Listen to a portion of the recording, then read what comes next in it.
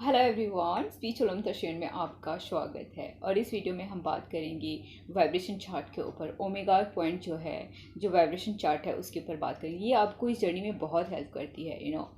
आपको जिस गाइड करती है ओमेगा चार्ट कि आप किस वाइब्रेशन एनर्जी पॉइंट पे हो, किस एनर्जी पॉइंट पे हो। तो मैं बहुत बार वीडियो में शेयर कर चुकी हूँ जो शेम, गिल्ट, एंगर, फियर, ये सारी लोअर वाइब्रेशन एनर्जी है। सो ये किसी चीज़ का अगर गिल्ट भी है, डिजायर भी है, तो ये सारी चीज़ें लो वाइब्रेशन। जो लोग मैनिफेस्टेशन करते हैं, ये करते हैं, वो भी एक डिजायर में फंसे हुए हैं। तो ये सारी चीज़ें लो वाइब्रेशन एनर्जी है। और ये सारे मैं ओमेगा पॉइंट में आगे शेयर करूँ जिससे आपको क्लैरिटी आएगी कि लोअर वाइब्रेशन एनर्जी क्या है और हायर क्या है। जब आप हायर वाइब्रेशन पे जब आप वाइब्रेट करना स्टार्ट करते हो, अपने ऊपर काम करने लगते हो, तो आप एक लाइक एक्सेप्टेंस होती है, हर चीज़ की एक्सेप्टेंस होती है। आपको किसी चीज़ के लिए आपको ये नहीं रहता। आप एक न्यूट्रल एनर्जी में आप वाइब्रेट करने लगते हो। लव, जॉय, पीस, ये बहुत हाई वाइब्रेशन एनर्जी, बहुत काम करने के बाद आप इस पर वाइब्रेट करते हो। और लास्ट वन इज एनलाइटमेंट, जो बहुत बहुत बहुत, उसके बारे में मैं आगे कभी बात करूँगी। तो हमें एटलीस्ट लव, जॉय, पीस तक पहुंचना होता है।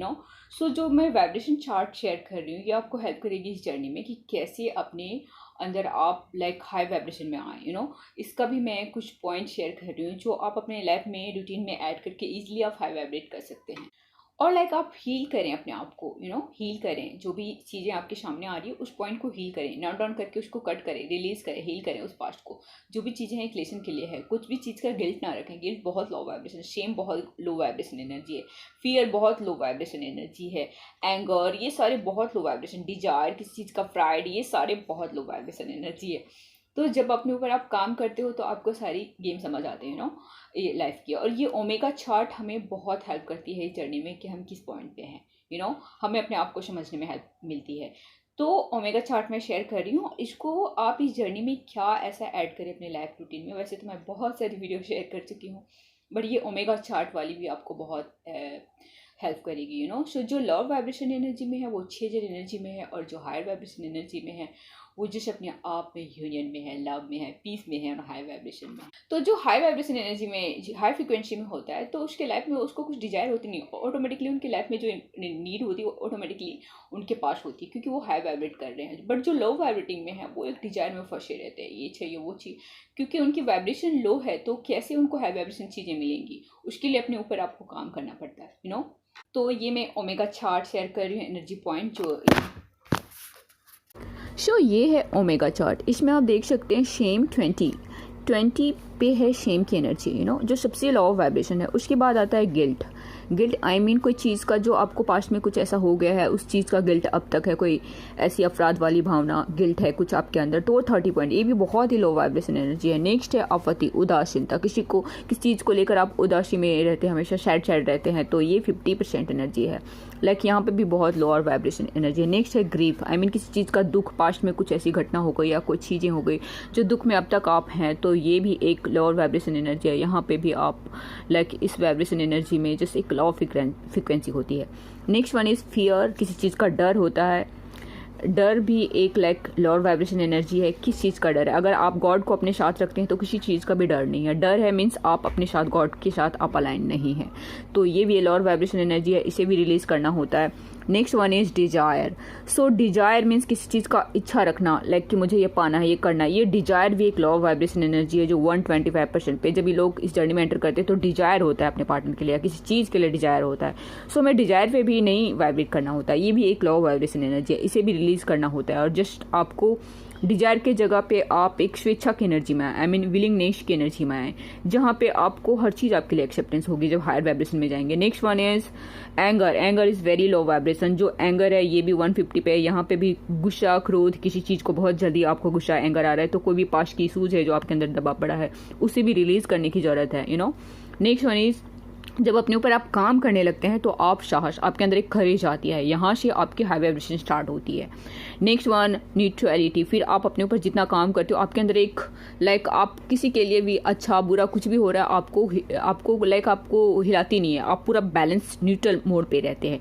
तो ये आगे जैसे ही आप काम करने लगते हैं ये एनर्जी पे वाइब्रेट करना स्टार्ट होता है। नेक्स्ट वन इज 350 जो विलिंगनेस की है, जो स्वेच्छा की एनर्जी है, जहाँ पे हर चीज़ आपके लिए एक्सेप्टेंस रहती है, स्वीकार 350 की एनर्जी। नेक्स्ट वन इज 400 जो रीजन की एनर्जी, पीछे का रीजन आपको पता होता है कि ये चीज़ें हो रही है आपकी लाइफ में तो क्यों हो रही है। तो यहाँ पे भी लाइक एक हाई वाइब्रेशन एनर्जी। यहाँ पे नेक्स्ट वन इज लव, जो बहुत हाई वाइब्रेशन है। इस एनर्जी पे आते हुए भी आप बहुत बहुत बैलेंस हो जाते हो और बहुत हैप्पी मोड में आ जाते हो। जॉय, आनंद, अपने आप में ही आनंद, हर चीज़ जो भी सिचुएशन है सब आपके लिए एक्सेप्टेबल होता है। जैसे ही आप काम करते हो, जैसे ही सच्चाई ट्रूथ से कनेक्ट करते हो, गॉड से कनेक्ट करते हो, आप एक हाई वाइब्रेशन, एक आनंद, अपने आप में ही आप लाइक जॉय में रहते हो, लव में रहते हो। नेक्स्ट वन इज पीस, जो पूरा लाइक लास्ट वाली स्टेज है जहाँ पे आप अपने आप में पीस में रहना पसंद करने लगते हैं, पीस में रहते हैं हमेशा। लव, पीस, हार्मनी, ये जो लव, पीस, हार्मनी, जॉय वाली जो एनर्जी है ये बहुत हाई वाइब्रेशन। यहाँ पे आने के बाद आपको किसी चीज़ की डिजायर नहीं रहती, ऑटोमेटिकली आपके लाइफ में वो सारी चीज़ें होने लगती है, सो इस तक एटलीस्ट हमको पहुंचना होता है। नेक्स्ट वन इज इनलाइटमेंट, जो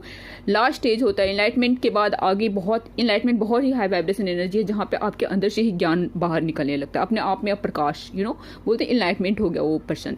वो गॉड से इतना जुड़ जाता है कि उसके अंदर गॉड की वो एनर्जी, गॉड का वो ज्ञान उसके अंदर से बाहर लाइक निकलने लगता है। सो ये होता है इनलाइटमेंट।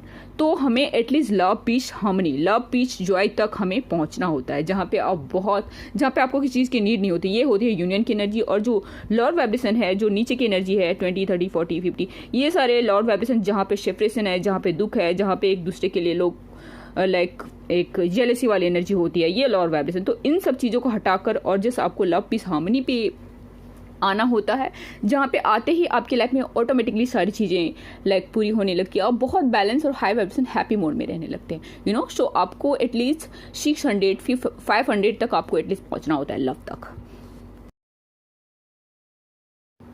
सो हाई वाइब्रेशन में आने के लिए आपको शेम, गिल्ट, फियर, जो ये लॉर्ड वाइब्रेशन एनर्जी है, ये जो आपके सामने आ रही है इशूज़, उसे आपको रिलीज़ करना है और आपको इसको रिलीज़ करना है। और इसकी जगह पे आपको न्यूट्रल, करेज, लव, एक्सेप्टेंस, जॉय, पीस, ये सारी एनर्जी में आपको आना है। तो ये कैसे होगा? ये रेगुलर प्राणायाम, योग, ध्यान, मेडिटेशन आप कितना कर रहे हैं, अपने ऊपर काम कर रहे हैं, स्पिरिचुअल प्रैक्टिस आपको रेगुलर लाइफ में ऐड करना पड़ेगा एवरीडे।